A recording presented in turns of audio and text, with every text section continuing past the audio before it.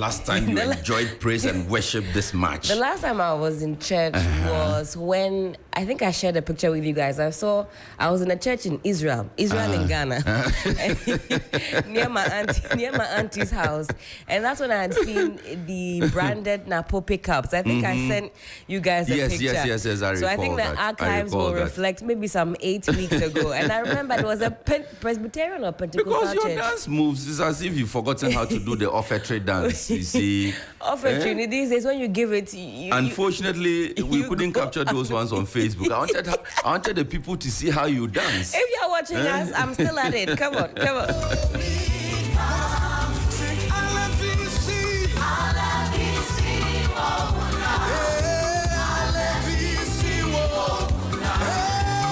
And very shortly, we will connect with Felicity Appiah-Ampofo. I'm sure she's doing better today than she was yesterday.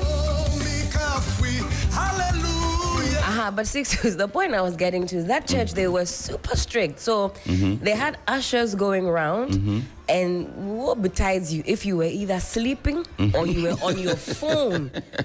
I've never seen that before. I cannot have a peaceful nap in my father's house again. And they had one elderly usher. She would just go and just tap you. Wake up. With all the violence she could master. And I was at the back, so I was privy to all her tactics. You see her creep from the sidelines, and they never saw her coming like a sniper. But I like that. It's important to pay attention in the house of the Lord. Please, a lot of you know. It is our Father's house. We are allowed to sleep in peace. I don't understand. A lot of you get dressed up, shepherd, looking nice for the Lord. As soon as he's trying to transmit his word to you, you guys are in a different realm, fast asleep. Some people will be snoring. The same pair of eyes will sit up through a 4-hour Hindi movie. You let a date rush come on Sunday. Those of you who say, I have to go to work, your eyes will be on. Let's speak with Felicity Appiah on your show. Let us know what Mother Nature has in store for us. Good morning to you, Felicity. Hope you're well. Yeah, good morning, Helen. I am better today than yesterday. Fantastic. What does the weather look like today? Please tell us. Yes, today will be pretty good news for our market women and men. We expect it to be variably cloudy and sunny across the 60 region from now till afternoon. We expect temperatures to be around 30, 32 for the coast, 31, 33 for the middle and the northern sector. There is a weak storm that is moving towards us from Nigeria. From now, it will be between 7 to 9 hours to get to Ghana. We are anticipating areas around the Oti region, areas around the northern region into Savannah to be affected by the system. We are also hoping that the conditions will improve so that it will rejuvenate and then produce appreciable rainfall for farmers to be able to plant. But then we'll be monitoring, and then we will be updating with our afternoon and evening forecast. If there need be, we will release a weather warning to that effect. For the fisher folks, we still expect the state to be rough for today. If they want to navigate towards Nigeria over the coast into Cameroon, they need to be careful. We have some rain and thunder clouds over those places. But if they are going to navigate west towards Côte d'Ivoire, the state is still rough and no rain and thunder clouds. They may encounter some windy conditions, so they need to prepare. And if they need be, maybe use a heavier boat or a bigger boat that can withstand the moderate windy. For the water, it's pretty cool for this morning till afternoon. But the system that is coming is likely to affect the Kwame Danso, the Frank Plains areas, but we will be updating them too with our marine forecast by mid-morning.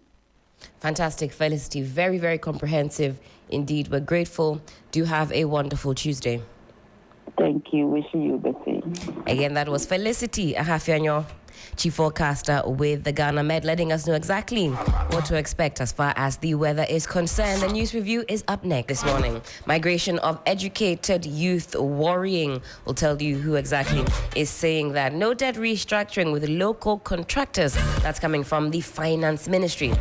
Cocoa Board begins self-financing season today. Energy sector merger risks price hikes. IES, ASEC raise red flags. That's the New Finder newspaper this morning. I'll take you to the Daily Guide. Sixtus, why do I have this one? Was it an accident? In fact, I was looking for it. What happened? Oh, you made a big, grave mistake. The Daily Guide. You take the Anchor newspaper. The Anchor newspaper. All right, I'll read that instead. The Anchor newspaper this morning. Government will not ban responsible small-scale mining. Minister assures calls for a collective action to protect water bodies. And if you cited that press release from UTAG, they say that they're going to be going on a demonstration, Sixtus, I believe it is, this month. They've given government up to the end of the month. Up to the end of the month. If by the end of the month, no serious action is seen against Galamsey, they are going to demonstrate, take action. Yes. But that serious action, they're asking government to halt all mining, all forms of small-scale mining. You know that thing that we call community mining, right? Yes. I mean, people are beginning to raise concerns over it. That that has been the chorus that this community mining really has become a front for Galamsey. Yes. And unfortunately for us, it is the people in authority who seem to be using the community mining scheme to do their own thing.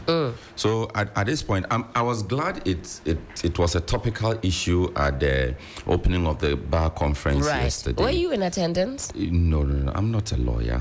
Oh, that's right. Not yet. Oh, it's because of your tie. I forget. We're almost there. Yes. Let's pray for grace. Oh, it is coming. It is done. So you're already living in it. Amen. But a lot of I was monitoring, and I follow a lot of lawyers, of lawyers on my timeline. So they were giving us a play-by-play even before the news portals and the media outlets. They turned themselves into reporters. I'm telling you. Somebody said, "Hey, all the big heavyweights are here. CJ was there. The president was there." Somebody said, "I don't feel safe here." Maybe they've been on my Twitter recently and they've seen my rantings. But we'll talk more about that. Were those the new lawyers? No. Some were like a year or two at the bar? Some were new and some were seasoned, really seasoned. Because a few lawyers had decided on the timeline, if you will, that this year they are boycotting it, the fees are hiding, but they were all there in attendance. Still on the Anchor front page, NPP in good shape to win December 7th poll. That is coming from Baumia. Yesterday we spoke with campaign spokesperson Mr. Dennis Miracles Abuaje, and he echoed these same sentiments. A lot of you who phoned in later on said the posturing was quite sober and quite demure, quite humble, if you will. Interesting, shall I say, observations from you all. Although I don't particularly think that Dennis comes with too much of that, shall we say, violence, as the kids like to term it. Until you jab hard, I think usually the communication is quite sober. I don't know why you all had that. The fact that everyone is making that observation means that there's some violence in his approach. But you really can't blame them. I've said this here before. Yeah. That if you are a communicator for a political party, more so if you are at the forefront of political communication, you can't go presenting this cool demeanor, let's take it easy. Are you sure? No, my brothers and sisters. No, you can't go do, especially in these elections. Oh, no. Everybody's ready to give it woto. Do you recall we had Charles Bisu in the studio? What's his designation now? He's looking for the Isikado Ketan seat, right? Yes. He wants to be a member of parliament. And that day he was paired with Malik Basintale, communicator of the NDC. And I remember, Charles Bisu was literally looking into my eyes saying, "Are you going to do something about this, Malik?" So I said to him, "This is the politics that you gentlemen, you practice." I was very shocked. I asked him, I said, "Is this something you have not seen?" I said, "I have a few of the communicators you should watch to see. This is nothing." No, there's also something about the pairing. Okay. Right. And if you've done this job long enough, you would know that when it comes to pairing up communicators for political punditry, the you look out for the personality. There are those who are naturally calm. You see, I'm not. I'm a very calm person. I'm a very calm speaker. So if you pair me up with somebody like you who speaks and never stops. This is shots fired. I think that would be you, Sixtus. But you should be like a chameleon, because you don't know, on a certain day, maybe you've been paired with somebody who has a similar temperament and they can't make it. So in walks maybe Malik Basintale, Sami Jemfi, on the end, the PP side. Who so the reason you find some programs very hot, as we put it, and others very cool, calm, and collected, would be that if you pair on the NPP side, if you pair somebody like is it George? Okay. Ejapa, yes, Ejapa is the one I want to mention. Yeah, if you pair somebody like Ejapa, or even Issa Fuseni, pair Issa Fuseni with Esam George, or pair Esteka, your favorite, with Esam George. You see that it's heated before, because they can both talk. In fact, the last time we paired Sticker and Sam George on New Day, it actually almost got into fisticuffs with with Sticker saying he was going to sue Sam George because we had to deal with the fallouts off air. Yes, I mean, we all watched it. I cut the clip, and a lot of you and it doesn't always mean that the person who is shouting and screaming, yelling at the top of his voice is the one speaking sense. It might be a tactic. Exactly. So all of it is strategy. It's how you are able to bully your way through, for lack of a better word, bully your way through the show. I mean, if you cannot defend the issue, I mean, you disrupt the conversation. All of that is strategy. It depends on how you approach the conversation. But if it's going in your favor, you'd want to be cool, you want to be calm, you want to be collected, so that the message can get down to the people. Look at somebody like Nana Komia. You never would find Nana Komia shout. Right. I mean, for all the times that I have watched Nana Komia, I have produced Nana Komia. Nana Komia of the STC. Of the STC. Also in the campaign team of exactly. Baumia, right. From the time he was communication director, he was minister, and all of those things, you never would hear him scream on a discussion, no. But he would always make the point so forcefully, and those are the kind of people me I admire, because I think that there's too much noise. It takes great skill to also control yourself when you are being jabbed left, right, and center. It's a skill to not lose your cool, especially on these platforms. A little psychology behind political punditry, if you will. But let me keep it short and sweet, lest I get accused of over talking. Still on the front page of the Anchor newspaper, Gabriel Appiah eyes Nook's secretary post, advocates for inclusive education. Aspirants battle ready for December poll as they begin to file forms at EC. Former finance minister visits stalled projects in Anya Sotium. And finally, from my side, I've got the Ghanaian Times, the most authoritative newspaper. That's the tag. The race for Jubilee House, Baumia Mahama, others file nominations to contest December 2024 presidential poll. And you've got some pictures to go along with that. Jean Mensah in purple there, pictured on the front page. Galamsey menace, government secures conviction of 76 Galamseyers, including 18 foreigners. That's coming from the Attorney General. Don't declare election results ahead of EC. President cautions political parties. Catholic bishops urge EC to ensure impartial, lawful electoral process during December polls. Okay, and also on the back page, of course, the sports team will be here. I know this one will be quite topical. Maybe we open up the phone line so we can all vent. Black Stars fail to shine against Niger. Our 2025 AFCON hopes slipping from our fingers. Sixtus, over to you. Let me continue with the state papers. Daily Graphic newspaper, EC must act with impartiality. That's a story filed by Emmanuel Bar from Kumasi. The Ghana Bar Conference comes with a beautiful picture of three powerful men in Ghana. The Otumfuo Tutu II, flanked by President Akufo-Addo and his Attorney General, Godfred Yeboah Dame. Still on the front page of the Daily Graphic newspaper, 8 file presidential nomination forms, Wale Wale parliamentary rerun, 3 arrested over ballot box snatching. That story is on page 13 of the paper. On the back page of the paper, Daily Graphic, it says that Black Stars 2025 AFCON qualifiers, Black Stars stumble again, held by resilient Niger. Charlie, it was so irritating. We shouldn't qualify. You again. watched the match? I watched the match. Oh, get well soon. Thank you. I needed action. It was so irritating, and I think the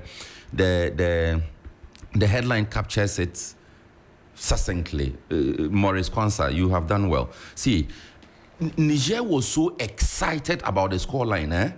I mean, it was obvious that they didn't expect it. It was so obvious that they were able to deal with the Black Stars of Ghana. And I think that everybody is now beginning to use us to build confidence. First, it was what? Comoros. It was Comoros before Cape Verde. So Comoros, Cape Verde. Before Angola, there was another one. Now Niger, come on. We cannot be... So Comoros has been able to deal with the Black Stars, Cape Verde, Angola, Niger. We are becoming confidence boosters for people. Of teams what kind of life is that? We used to use for practice. These teams were no match. I mean, this is the Black Stars that gave Germany in the World Cup a very serious run for them. This is an argument I've been having since the Angola match. I mean, we were blaming the pitch for the goal that we conceded. Can we blame the pitch again for this? Because they played here at the Municipal de Berkane in Morocco, and I'm sure they have a better pitch than we do. Quickly, a quick run through. The business analyst front page, we lack political will to fight Galamsey, former Minerals Commission CEO assets, and that comes with a picture of Tony Obin, doctor, former CEO of Minerals Commission. T-bill yields remain high. Government's heavy borrowing on domestic market continues. Cocoa Board announces new cocoa prices September 10. That's today. Ghana has saved over 15 trillion Ghana cedis in judgment debt. Attorney General is speaking industrialization and green development. Akufo-Addo calls for stronger China-Africa cooperation. On the front page of the ABC newspaper, Bawumia confident of 2024 victory as he files nomination forms. Ghanaians will decide whether they prefer a cleaning agent or government official one. Clearing agent. A clearing agent, I beg your pardon. President Akufo-Addo fired those shots at the bar conference. MPP's dedication to preserving public sector employment despite IMF program commendable. University Dawn speaks. And finally, from Ghana's favorite newspaper, the Daily Guide newspaper, NDC's corruption claims politically motivated. 850 standing trial for Galamsey. These are all headlines from the Ghana Bar Conference. Mahama, others file nominations. Bawumia sure of victory after filing nomination. GBA confers lifetime award on Akufo-Addo. Yao Champong Boafo is president of the Ghana Bar Association. On the back page is all sports. That's on the Daily Guide newspaper. All right, time check. It is some 9 minutes to the top of the 7 a.m. We go on a quick break. When we come back, there's more right here on 3 FM Sunrise. Star 712 hash. Luck is everywhere for everyone, yeah. Here's to the friends who dialed star 712 hash and found no regrets. To the investors who struck gold. To the health workers who diagnosed luck with precision. To the tough guy who couldn't hold back his tears. To the passionate fan who couldn't contain his joy. To the seamstress who turned her hard-earned stitches into a bundle of happiness. And now, here's to you. Your next big win is right here. Luck is everywhere for everyone. Dial star 712 hash. Now join in the luckiest winning celebration. Every 1st July 2024. Over dial star 712 hash. Now I can to take it through as a group, individual, and now even as a community. Now when the Sika Kessie, prizes are Kessie in the community draw or go for the grand draw on the 30th of November 2024. Unlock your luck with star 712 hash. Now join in the winning streak now. The luckiest Star 712 hash. luck is everywhere for everyone, yeah. The luckiest. 3FM 92.7. Urban Lifestyle Radio Station.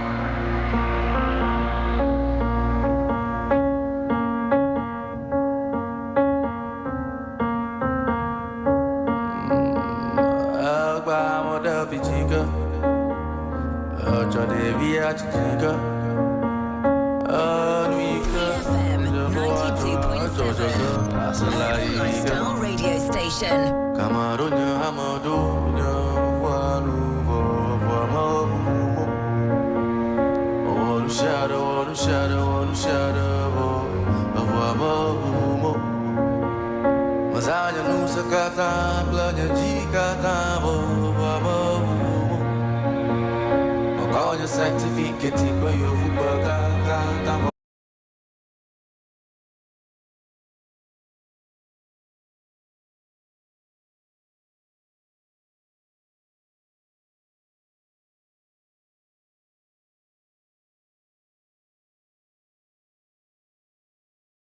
At 7 a.m.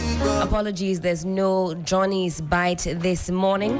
Apologies for a lack of Johnny's Bite this morning.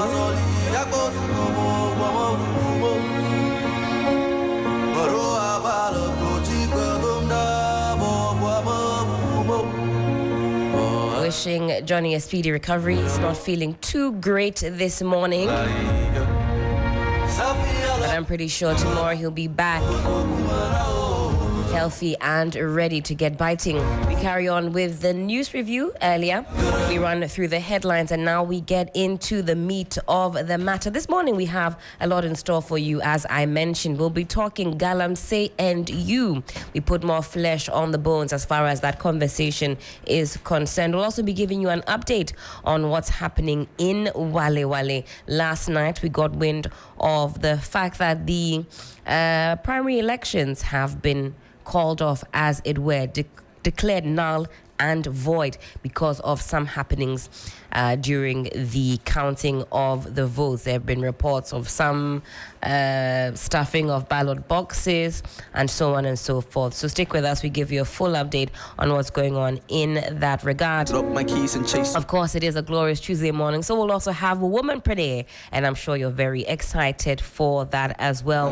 We'll also turn our attentions to presidential nominations, and interestingly, John Dramani Mahama and the NDC are declaring a demonstration against the Electoral Commission, indicating that this issue of what they're calling illegal transfer of votes is one that has to be watched very carefully, has to be rectified. They're calling for an audit. We've seen an audit of that nature in the past. They're calling for a forensic audit. A forensic audit. Yeah. A forensic audit, right. So that some of these issues can be clearly put to the fore and rectified before December 7th. In other quarters... But I'm wondering how these vote transfers were effected without the consent, knowledge of the people. Because the person must actually be present there to say, transfer my vote from point A to point B, polling station A to polling station B. So how did it happen? How did it happen? I think that sometimes, you see, our system, there's already too much suspicion in our system. And the actions and inactions of the Electoral Commission, the temporary staff, particularly, it raises more concern. You know, the Electoral Commission would rely on so many people to do a lot of things for them. That's right. And again, we go back to the question of training and what kind of undertakings these temporary staff are made to sign before they are taken on to work for the Electoral Commission. Because the position of the Electoral Commission is so sensitive that you cannot just decide anyhow, you know, to do anything at all you want. I recall, was it the 2012 elections or 2016 elections? I was then working for a radio station in Sunyani called Sky FM.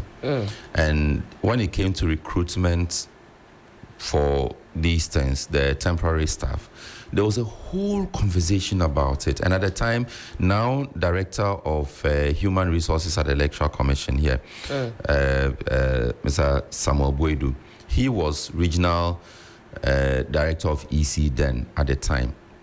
And it was always so, you know, a do-or-die affair.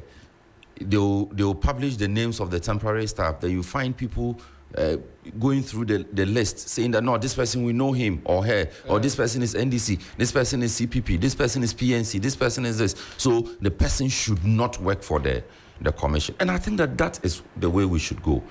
We should be able to hold ourselves to check, so that the kind of neutrality that we expect to see in the Electoral Commission will manifest even at the lowest level, so that it will not be possible for the top hierarchy of the commission to influence the process in any way. If we get the base right, the people, the temporary staff who are recruited, if they are upright people, if they work right, there's no way anybody can influence anything, because they will ensure that the right thing is done at the lowest levels. But if we always, everything we do now, it's partisanship. The political parties, I believe, are even trying to get people to work for the commission as temporary staff. So why wouldn't we have the problems that we have? That's right. You see, so I think that even at the level of the individual, there should be some integrity. There should be some commitment. There should be some patriotism. We see that your only commitment is to the development of Ghana, to the peace of Ghana, to doing the right thing for Mother Ghana. That's the only way we go. Otherwise, we'll continue to have these problems. Let's get into the story then. It's captured in page 12 or on page 12 of the Ghanaian Times newspaper. Bawumia Mahama, others file nominations to contest December 2024 presidential poll. Now, the race to the Jubilee House is taking shape as 8 presidential hopefuls yesterday filed their nominations to contest in the December 7th, 2024 presidential poll. You've got Dr.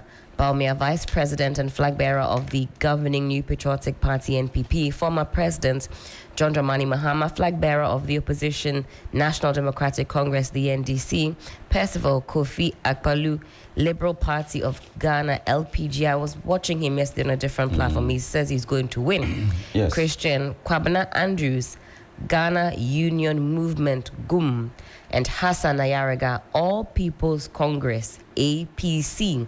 The rest, all independent candidates, are Nana Kwame Bediako, Samuel Appiah-Dankwa, and George Chum Berima Edu. They filed their nominations with bankers' draft to pay 100,000 Ghana cedis pursuant to Regulation 6, 7, and 8 of the Public Elections Regulations 2020 CI 127. Now, as anticipated, supporters of the parties, especially the NDC and the NPP, converged around the offices of the EC to cheer their candidates on, whilst Dr. Bawumia and the other candidates were at the Commission's office in person.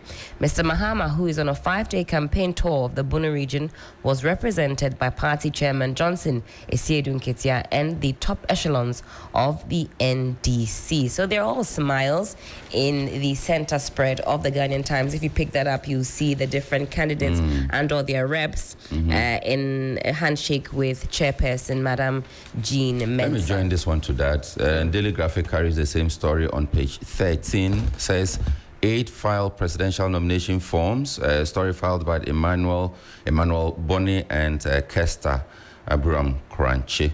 8 presidential aspirants, including the Vice President Dr. Mahmoud Bawumia of the New Patriotic Party and former President John Dramani Mahama of the NDC, yesterday filed their nomination forms at the Electoral Commission to contest the 2024 presidential elections. Yesterday should read Monday.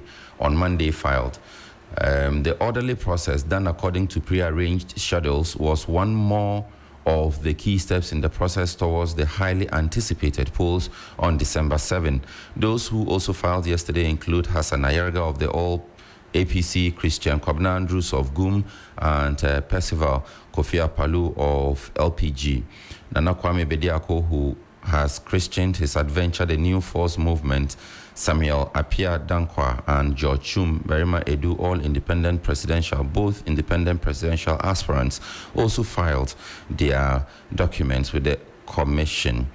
That was on Monday, yesterday. And then the story goes on to give a sneak peek into the comments that were given by each of the candidates or the aspirants as they filed. They are still aspirants. They become candidates when they are cleared by the Electoral Commission. That's right. And according to the Ghanaian Times, some technical committees have been set up to look at these nominations or these nomination forms, shall I say. But let's take a listen to the former president of the Republic, that's John Dramani Mahama, talking about the upcoming elections. He says any attempt by any group to subdue the will of the people will not be forgiven. When we come back, we talk about the ultimatums, if you will, that the NDC is giving the EC. They want some forensic audits done on the processes. Take a listen. Register by. Yaka say o hwe register na enoma bebre ato sin wom. Enti o see ye ade abrofo frɛ no audit of the register. Yaka ka obi afi. Na register so ene de to aba. If he says saa da no duru ho, ni a hwe register yie. Na nipa bebre ekɔ police station. Okɔ ani din ni ha. Yese ko ha kɔ hwe se odin wo ho a. Okwa ni din ni ha ede na beba edi basa yo beba enti ne ka se ye share register ni ye na ye na ye ngintu mu se register no afi de eye nwoma ye betimi dia ye ejuma na ye mpese ni si 2020 no be sibio ye na omo yi omo se abato krata no omon printe ene esi amanyoko bia ye nipa nkotena ho ene yi nipa bebi a printe abato krata ne bia na ye agents ewo ho ye printe bia ye ene kan ni nyina ye si we na kochira we na ko dumase we na ko sunyane we na ko tamale we na ko bedu ene sansa ase ya dispatch aboutokrata yina e say a print ye ya ko ba ya obi ayira ne laptop bag o se okohwehwe oko bebia ya print about no ya print about no enkrata ne biom bebre obi aka isa asemi ene se wo ya by mistake. And if I sang Crantano, your caution, Nenso, a da yet to abano, yet chain crofwa, no mukuta extra ballot papers. Sandy Panina, yet yomuma police for. Oma yet yomuno no more yanchi omo dear, omutimi kugumu. Yet the Sandy Panoma police for ebesine, mente se ubia, yet chena ukuta ballot paper, yayeni bibi. Enti san yoma no ne eka se men si biom if you say ene amika say enti say abatu ayeto no 2020 ene de Ghana fo eni abre pa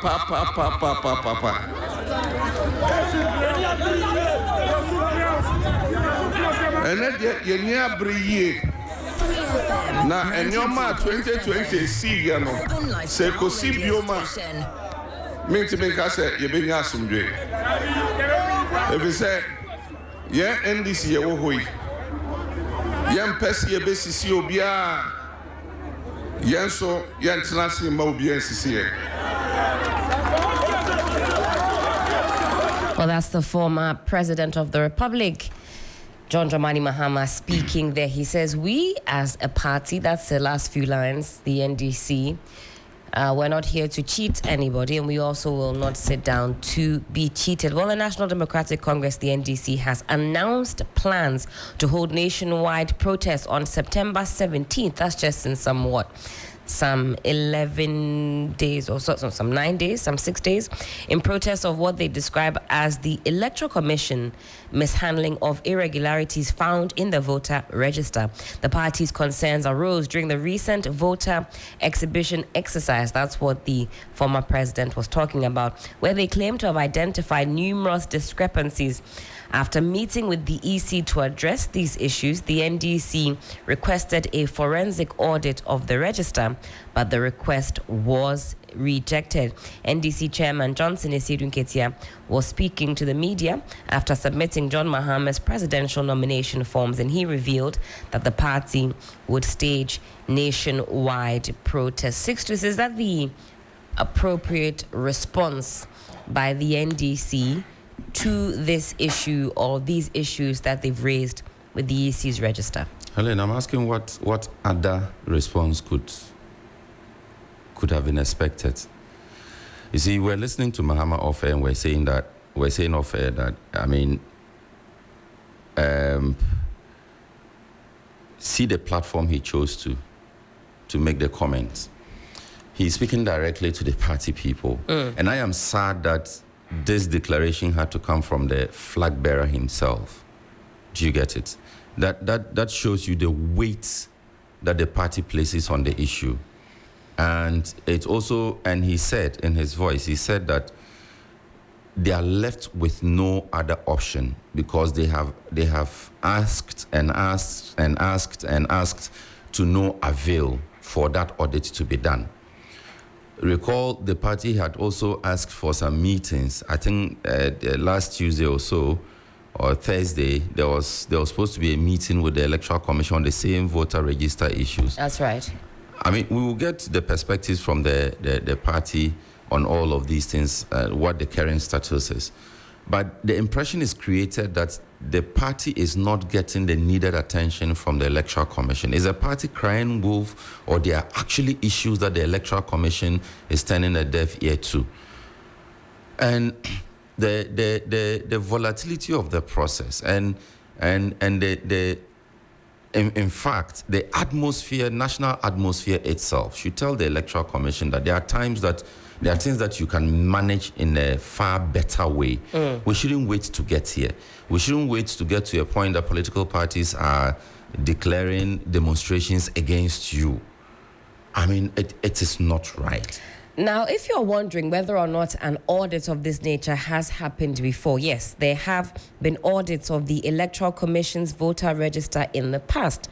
One notable instance was in 2016 when the EC faced similar demands of an audit of the voter register. Now, this was due to concerns raised by, surprise, surprise, opposition parties, including the new Patriotic Party, yes, the NPP, about the presence of alleged non-citizens and deceased persons on the register. In response, the EC commissioned an independent panel of experts to assess the credibility of the voter register.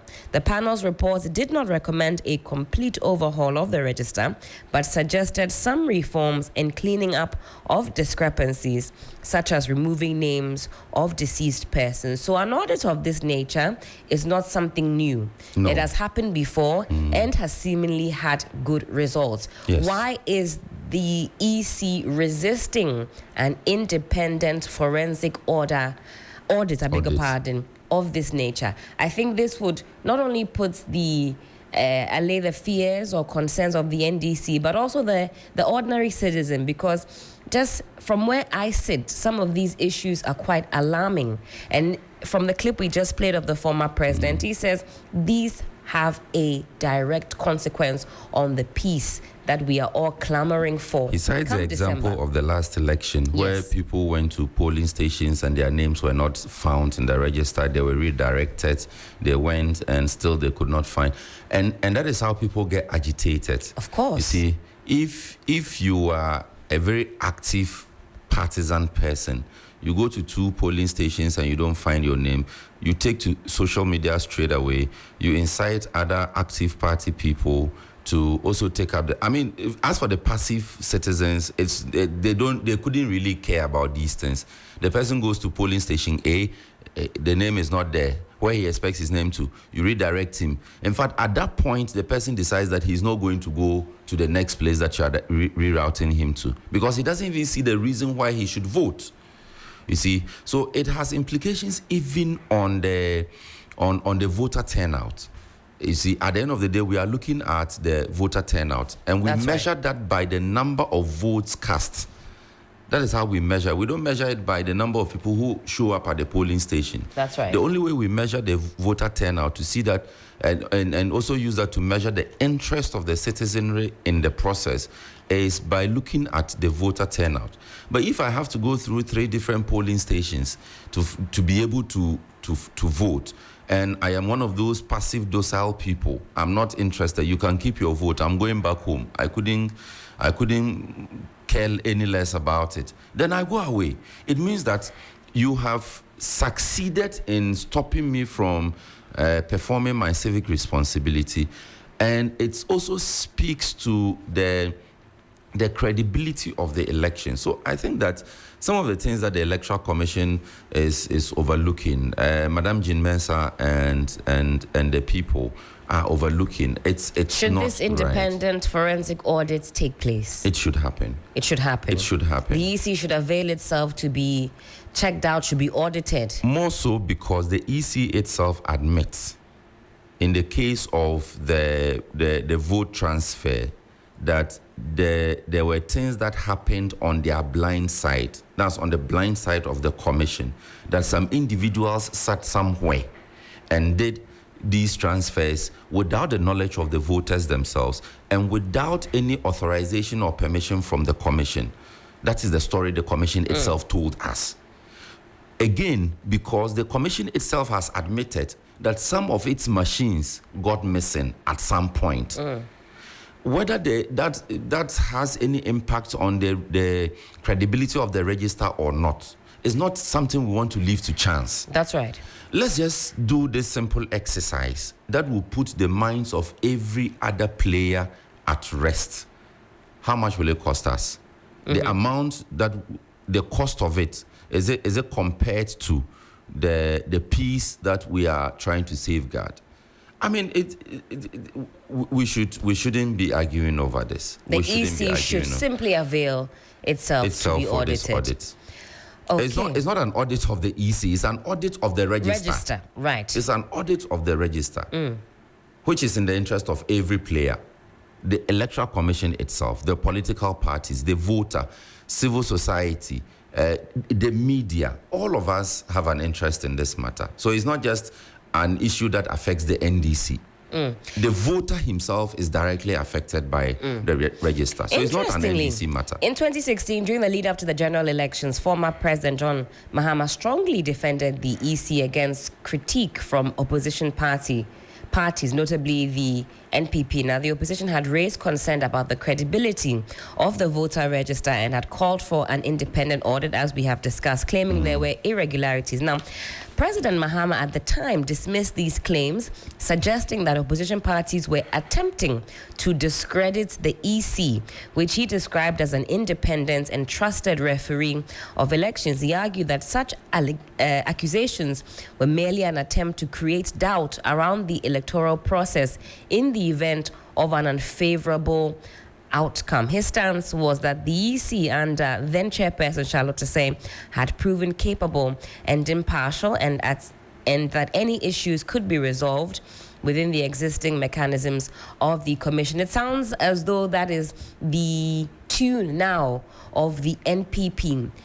It's very interesting when power changes, the relationship between the opposition and the EC, how different the posturing is, how different the language is, and how different the trust is. The political parties themselves have not helped the situation. Exactly. If you go back from 1992 to date, yes, the party in government is always defending the Electoral Commission. They will say they are in bed. Opposition will say the party or the ruling government is in bed with the EC. With the EC. It's always the case. It's always the case. So the parties themselves have not helped the situation. I don't think that they have allowed the Electoral Commission the free hand to operate. And that is why when they're in opposition, they know why they are so up in arms. Because when it was the other way around, was there something that maybe you knew that we didn't know? Very, very interesting. A lot of But to put all of these things to bed, I think that it doesn't hurt. It doesn't hurt to do these audits. Okay. I mean, the focus should be on the credibility of the register. It's not a question of the credibility of the Electoral Commission per se. This is about the register. This is about the register. This is about the register. Let's look at the register as it is. More so because, like I said, the commission itself has made certain admissions about the register in its current form. So why don't we do this and put all of these things to rest?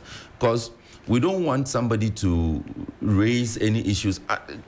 It is true that you have the right to go to court, but when you take the electoral process to court, you put a strain on every other player in the field. I mean, it is not fair. Look at the time, the first election petition we had when Nana Addo Dankwa Akufo-Addo took John Dramani Mahama to court over the election results.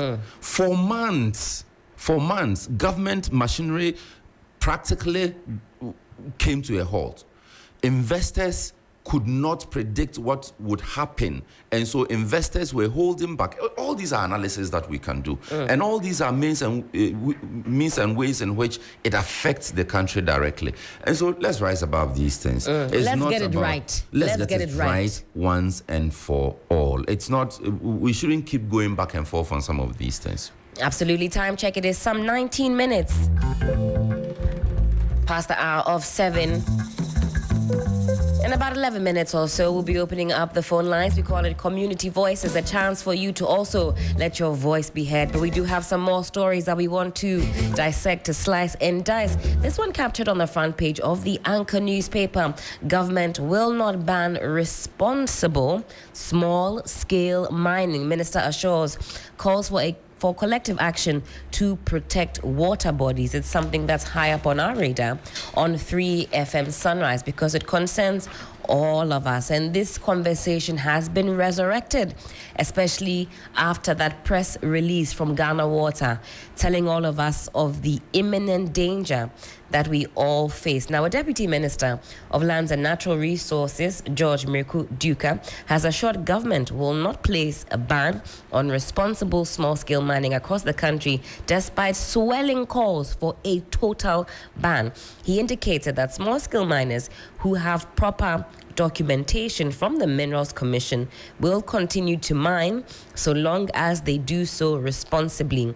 This assurance comes in the wake of the latest discussion on small-scale mining resurrected following, Uncle's like you were reading my mind, following concerns by the Ghana Water Company Limited that they are unable to process 8% of its raw water for consumption due to worsening turbidity levels of major water bodies. Now, that press release sparked a lot of conversation. A lot of you reawoken, shall I say, to the dangers of galamsey. Sixtus, do you also join in the call for government to ban all forms of small-scale mining? Now we know we have community mining and all sorts, which the processes are being abused clearly from what we see. I was actively part of the other fight against the media fight against galamsey. Right. I was in my former place of employment. I was actively part of it. We went on the streets to do this listener engagements. We shared flyers and all of those things. There were petitions that were written and all of that. And I had always said, and most of us in the media had always said, that we needed to place a complete ban on all forms of small-scale mining, all forms, so that we could, number one, give the environment some time to recover. Number two, would be able to reclaim the lands that had been, devastated by the practice. Right. Number three, would be able to reset the processes, the procedures of granting permits and all of that, and also put in place monitoring mechanisms, supervisory mechanisms to ensure that people don't come for a license for small-scale mining only to end up in the heart of some forest doing their own thing. Or they come for some type of prospecting license. And by the time we realize they are mining, they are digging the ground already, looking for gold. You see, all these were discussions that we had. By the time we realized, swept under the carpet, and we're back to it. We came up with a community mining scheme that we would be able to mine responsibly. And that is what we are seeing today, that it is not helping us. So I will join the calls. UTAC has made the calls already. That's right. The Bar Association has made the call That's already. right. I will join in those calls. In fact, on social media, a lot of you are now tagging GMA. You say you want the Medical Association to get involved. They've been telling us about babies being born with defects, about... But the GMA started this campaign, what's his name, Justice Jansen. Yes. They said they want them to renew and recommit to the fight. Now that UTAC has led the way, they also want to hear. In fact, they were GMA has been on this. They said spare part dealers should also join. They said everybody should join. Everybody and their cousin and their mother should join. But a bit of background. We've had a ban on small-scale mining in this country before. Between 2017 and 2018, the government led by President... That was the height of the campaign, the media campaign against Galamsey. Yes, so that temporary ban was placed, as Sixtus is telling us. It was effective. Now, there was some improvement, we're told, in the water quality and a reduction in deforestation in areas heavily affected by illegal mining. This has been confirmed in places such as in the river Ankobra, Brimpra, which had been heavily polluted. We're told there was a partial recovery of those waters. But despite the ban, some illegal miners continued their operations clandestinely, limiting the overall environmental benefits. The economic impacts, many individuals employed in small-scale mining, including legal operations, lost their livelihoods.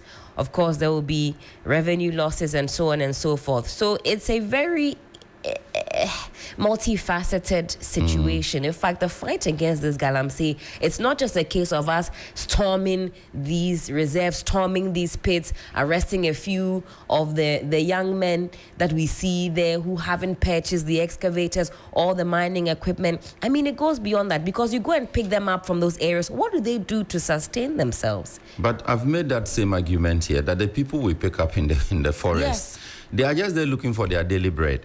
You get it? So they actually are not the ones we should be going after.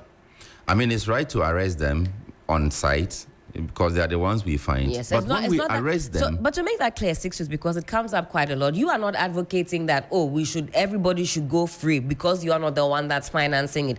We should not pick up these persons. We must, but with the view to actually find the people, the financiers, the kingpins, so-called. So it's not just about arresting people. I mean, if you want to arrest people, you can arrest people, and a lot of the times those people they arrest, they can't even afford the bail. The conditions you give them, there are some stories that came up. Those people were left in the police cells. A lot of them, they couldn't even afford their bail.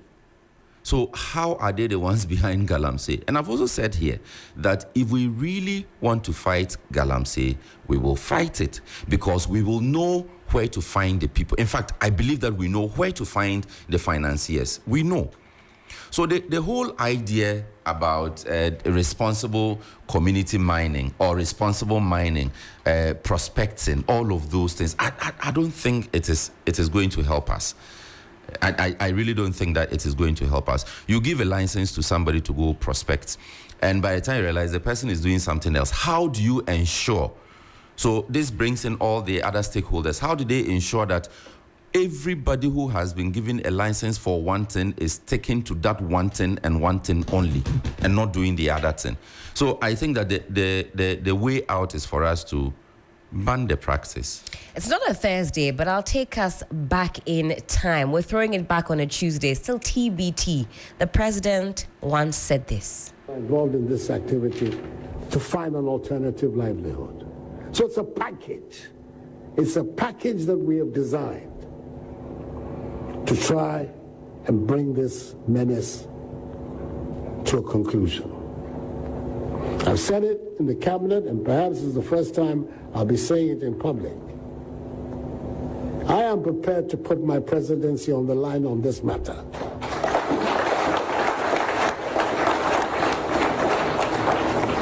I've heard it being said that I should be careful. Many of these people voted for me, and if I continue this exercise, perhaps they'll not vote for me again.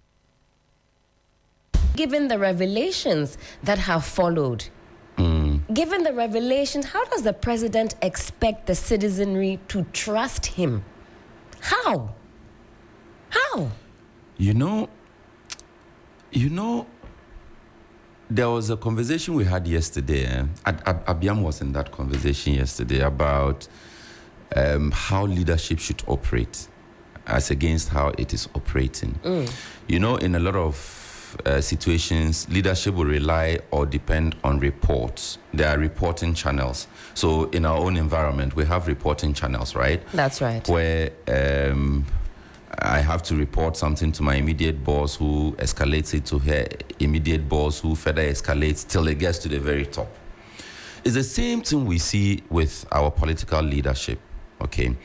Where the president sits at the top and relies on information that is filtered through to him. Listen to my words, filtered through to him. Now, the information that goes through to the president is not the raw data or filler that they give to the president. And again, there was another point I raised about the role of all of these political advisors around the president. If the president talks about Galamsey, it becomes a national security problem. And the president goes to make a pronouncement on this Galamsey. Now, you have political advisors around the president. You have national security advisors around the president. You have trade advisors around the president. So it is not for nothing that you have so many advisors around the president. And you would often hear advisor to the president on climate change and the environment. Yeah. You would find such a portfolio in a typical government setting. You get it? That person is not just there to be receiving fat allowances. The person's job is to advise the president on decisions that the president will take to ensure good climate practices, environmental sustainability, to the extent that it affects the livelihoods of the people. After the person has given the advice, the political advisor will come and say, so in part of that advice, the person will say that you need to ban Galamsey. Now, the political advisor will come and say that, yes, Mr. President, it is true that we have to ban This is Galamsey. the way to go. However, but if we ban Galamsey, you will lose votes. The people in the communities, they will rise up. It's a security threat. There will be demonstrations, and we don't have enough people. Your presidency is at stake. Now, the national security person will say, well, even if we get that blowback, we are able to contain it in 1, 2, 3 ways. The president listens to all these advisors and then says that this is the way we have to go, based on the sound advice that he gets. But I keep asking myself whether we have that kind of system operating at our level. Because a lot of the times, you find even appointees, a minister announced the closure of toll booths before Parliament could look at it. So we ask ourselves, do we have those checks? Was the president even in the known that toll booths were going to be closed? Was the president even in the known? Or it was just that public commentary that forced the closure of the toll booths? Do you get it? And so I think that there's something missing. There's something missing. And the information that goes up to the president, I made the argument yesterday in that conversation, which Abiam was part of, that, look, I don't think that the president has a true picture of what is on the ground. But in 2017, when he made that statement about putting his presidency on the line, he said, I've heard, I know that if I crack down on Galamsey, and I've been told I will not be voted for. How many rivers has the president visited? He said I've not been. Has President Nana Addo Dankwa Akufo-Addo gone to the river? I only saw him with high vis when they said they were going to make Odo 5-star attraction. Yes. Have you ever seen any picture of him by the river Pra? Or the other one, Ankobra? Have you ever seen that? No, please. So it's not just about, that's what I'm saying, that you cannot rely on the information that your people give you. Because the people who are giving you the information, they are more particular about preserving your presidency. And if you are ready to put your presidency on the line, you must also be willing to go to the ground, to check the thing out for yourself and be sure. I'm not saying don't trust the systems and structures. And also, it is practically impossible for the president to be everywhere and to pick every information or every intel. That is why you have the structures in place. And the structures must work. But where the issue becomes a national security concern, everybody is talking about it. You tune into Radio A, TV B, TV Z, they are talking about it. Yeah. Then the president should also do something beyond the official channels. And I think that is still a charade. We are talking about deployment of soldiers. This came up last week, right? Haven't we done that before? Have we not pumped money into various operations? We had Halt 2. We Did had it some achieve anything? specially deployed We went to units. seize excavators. Some of us said those excavators, don't burn them. Give them to the district assemblies. Let them use it to work. As is the law. Let them use it to work. We said, no. We won't do. Some of them are rotting away at Medina there. Yes. Some of them were stolen till date. We haven't found them. Today, we have gone to buy those same machinery for our drip program. Who are we lying to? Six, we have to make way for some calls, but a final comment here from yourself. Do you believe still that the president is prepared to put his presidency on the line, or has that ship sailed? The presidency is ended. There's nothing to put on the line again. The phone lines are blinking. Let me announce the numbers. Be cooling down for me, guys. Be calming down for me. The way the phones are blinking, I just know that you guys are full of vim and passion this morning. 0559 242 717. That's 0559 242 717. And also 0556 910 154. Again, apologies. We did not have an edition of Johnny's Bite this morning. Johnny isn't feeling too good this morning. We're wishing him a speedy recovery. Hello, good morning. Prophylactic Helen. Papa Bisu, how are we doing this morning? I'm doing fine, but not that fine because of Johnny that is not around. Oh, the Almighty God should keep him very fast. Amen. Surely, you're on air. Let's hear you, please. Yeah. And I miss you too. Oh, well, here I am. Let's hear you, Papa Bisu. Yeah. See, Helen, I must be frank with you. Under Nanado's presidency, Ghana is a lawless country. Ghana is a lawless country. Let me give you two examples. Sure. The Attorney General shouldn't have been there now, as I'm speaking to you, because of coaching Jakpa, an accused person. And again, the dubious letter that he produced from the military, and the chief of army staff of the military said that letter, he doesn't know where it's coming from. And nobody in this country, even the military, couldn't sanction the Attorney General, and the president is sitting there. So how can such a president, solve this Galamsey issue when his own people are doing it? Papa, what's your second example? Two. I've mentioned it. I said the Attorney General coaching Jakpa. Yes. You said you had two main issues. Person. Yes, and the other one is... Then the dubious letter. So you are still on the ambulance trial case. I'm just giving you an example that such a leader cannot solve this Galamsey issue because his own people are doing it.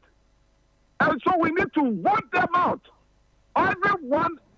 Every name associated with this Galamsey issue that has spoiled our water bodies, not allowing some of our brothers and sisters getting water, and then killing our people, spreading kidney problems for us, and all this cancer-related issue. I am pleading with every person listening to me today, a youth of Ghana, vote against Nanado and his government. Papa Bisu, thank you so much. Very passionate indeed this morning. Hello, good morning. Who's speaking? Where are you calling us from? Good morning, my sister. I'm Hajia Halima, the freedom fighter from Medina. Hajia, good to hear your voice. Let's hear you, please. Thank you, my dear. May Allah give Mr. Hughes Shifa. Amen. May he rise quick. Amen. I mean, a speedy recovery. Sure. Thank you. My sister, me now will come about the trust of Electoral Commission. Right. Aban biaba and our opposition bia and trust Electoral Commission. Because emrebi opposition so no accuse Charlotte or say some reno so now His Excellency John Dramani Mahama Netiso or supporting say opposition no person on discredit Ejuma or yes, he's right to say so because that time no Charlotte or say one conduct election bia ewa Ghana dawo.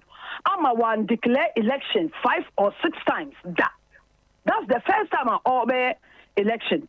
And on what basis and now on what grounds? And at that time no on Crawford almost suspecting say they had no more concerns. They had their concerns. Me example na me say yo Mati. Say that time no nyina no nyanye election bia wo oman mu a declare election 6 times so. But with when no ye wonu say wa ye election ama nipa etewu ama wa be cross press conference say election is free and fair.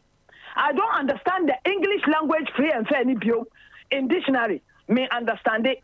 Ana obianso nim say wa declare election be 6 times e wo man mu still kura ni declaration no entally enti sa nipa we die esi say wo kura mpo esa feel ni e wo sa nipa we ho o ti ase me dey Hajia no round up for me please say na papa bisu kan no nkrofo we omo ye lawless omo ya han e ma ade sei enti yan tunti omo ene me honorable MP Francis Ebiasosu a oma teacher award car e wo Medina no ene na obe filing to obiambra na obe boy chi dompe Hajia Yedasipa. Thank you. Hello, good morning.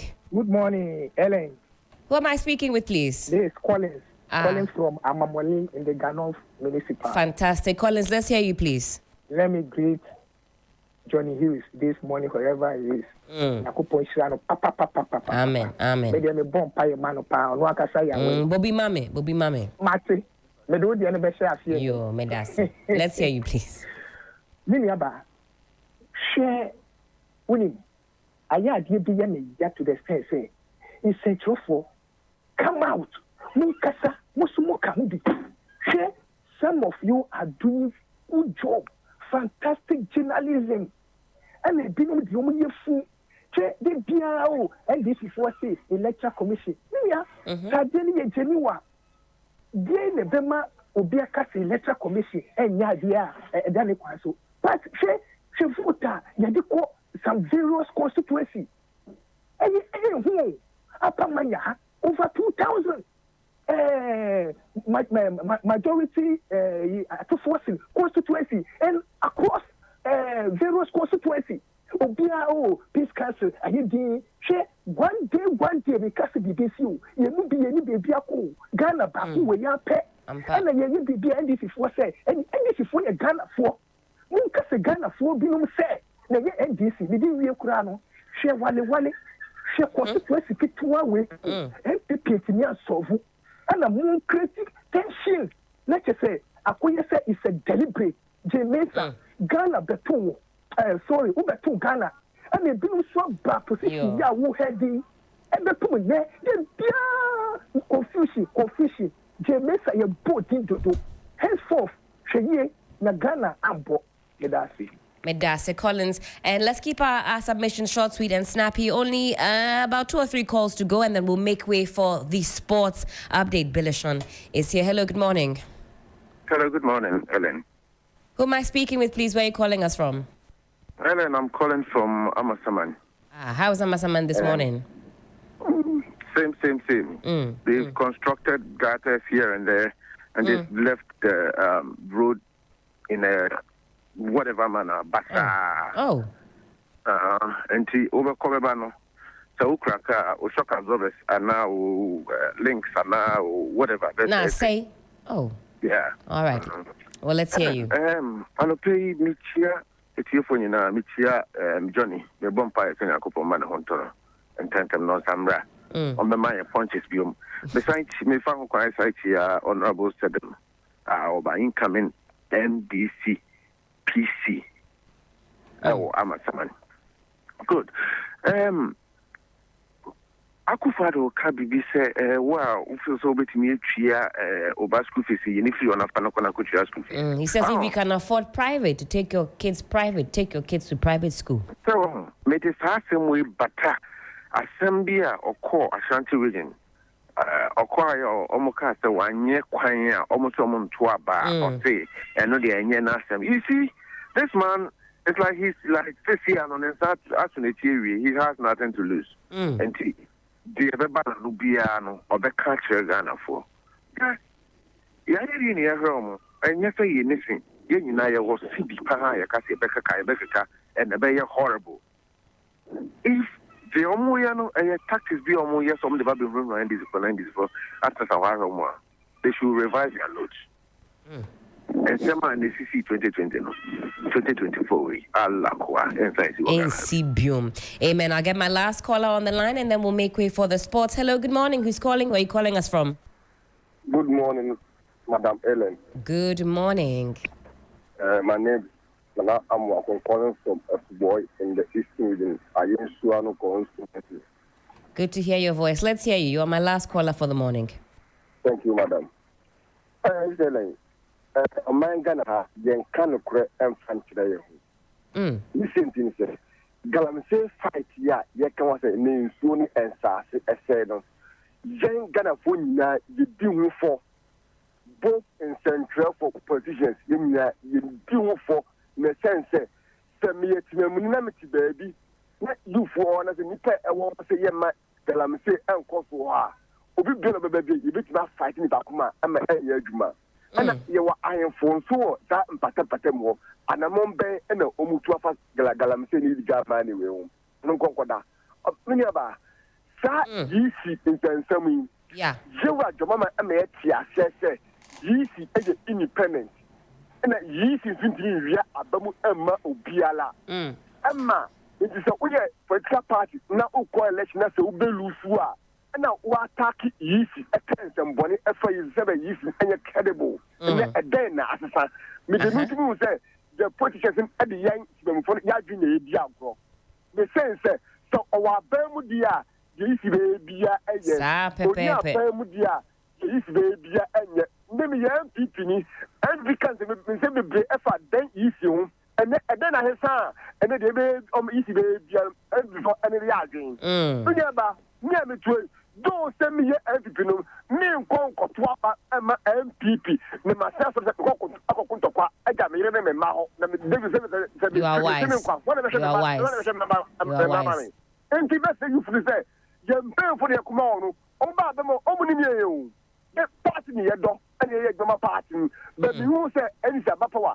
I'm a Sirakuta, a NCMO or DC or AMC. Sana every Bapawa. So, maintain MPP Siakola and I say, DC as I see you that. And then before slow, and then before both MP and is only now for. Absolutely. Thank you. Very, very good advice there. He says he's not going to leave his wife and kids to go and fight at any polling station. He says the serial callers that call and are passionate about their parties, they're not the ones being appointed as CEOs and DCEs and the rest. A very apt way to end Community Voices. We're making way for the sports right now. Bill is here in the studio. Oh, Black Stars. Because of them, I'm fasting today. You are fasting? Yeah. The formation is 0-0-0. Yeah, 0-0-0. I didn't watch the match. I told myself I wasn't going to watch the match. Commiserations to the likes of Sixtus and everybody else who was glued to their screen. It's good you didn't watch. You would have been sad. Oh, my goodness. Yeah. Well, we'll give you all a chance to also vent. Bill is here. When he's done, he'll open up the phone lines and you two can let us know what you made of the Black Stars performance. It ended in a 1-1 draw. Yeah. 1-1 draw. Because of that, we have just 1 point in our group. Oh, Charlie, are we going to make it to AFCON 2025 at this rate?